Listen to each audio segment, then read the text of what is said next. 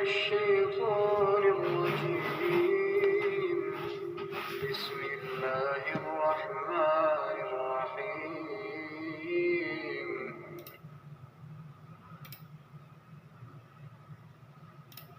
بلى قد جاءتك آياتي فكذبت بها واستكبرت وكنت من الكافرين. خدا فرمائے گا کیوں نہیں میری آیتیں تیرے پاس پہنچ گئی ہیں مگر تو نے ان کو جھٹلایا اور شیخی میں آ گیا اور تو کافر بن گیا. ويوم القيامة ترى الذين كذبوا على الله وجوههم مسودة أليس في جهنم مثوى للمتكبرين.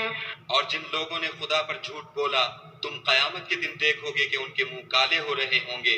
کیا غرور کرنے والوں کا ٹھکانہ دوزخ میں نہیں ہے؟ وينجي الله الذين اتقوا بمفازتهم لا يمسهم السوء ولا هم يحزنون. اور جو پرہیزگار ہیں ان کی سعادت اور کامیابی کے سبب خدا ان کو نجات دے گا نہ تو ان کو کوئی سختی پہنچے گی اور نہ غمناک ہوں گے.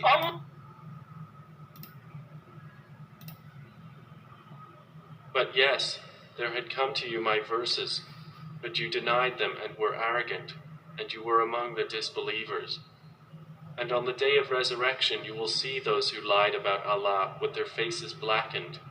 Is there not in hell a residence for the arrogant? And Allah will save those who feared Him by their attainment. No evil will touch them, nor will they grieve. Allah is the creator of all. السلام علیکم ورحمۃ اللہ. اب یہ کتنے لوگ پرانے آپ نے دیکھا ہوگا انہوں نے بوڑھے لوگ ان میں اللہ کا خوف ہوتا ہے. انہوں نے تو کتاب پڑھی نہیں نہ سنی نہ سیکھی. تو اب یہ جس کو اللہ چاہتا ہے یہ بات سمجھا دیتا ہے سنا دیتا ہے. ہر کسی کو نہیں. ساری قوموں میں ایک ایک انبیاء علیہ السلام کو بھیجا. وہ ایک ہی آدمی کافی ہوتا پوری قوم کو کہ وہ اپنی وہ کم لوگ ہوتے ہوں گے پہلے زمانے میں. خیر کہنے کا مطلب یہ ہے کہ یہ جو تکبر ہے نا انسان کا یہ کہ اس کو ایج ملتی ہے پیسہ ملتا ہے پاور ملتی ہے تو پھر وہ پاور ملتے ہی وہ لمٹ سے باہر چلا جاتا ہے. تو یہ حدود اللہ قرآن سکھاتا ہے کہ آپ کے رائٹ ہیں. ابھی چاروں طرف آپ کے رشتے ہیں بہن بھائی ماں باپ بیوی بچے یہ چاروں طرف ہیں. اب یہ آپ کے پیچھے آگے راؤنڈ بنا ہوا ہے. اب ایک طرف سے اللہ بلا رہا ہے کہ یہ راستہ ہے جنت کا. تو اب آپ زیادہ تر لوگ اللہ کی بات سنتے ہی نہیں ہیں. وہ بھائی نے یہ بولا بہن نے یہ بولا ابا نے یہ بولا اماں نے یہ بولا تو پھر دل نے کچھ بولا دماغ نے کچھ بولا دوستوں نے کچھ بولا تو یہ پھر اس راستے میں خیالات کے پیچھے چلتا رہتا ہے. یہ بہت سیریس اسٹڈی ہے کہ یعنی کہ آپ رسک کے اندر چل رہے ہیں.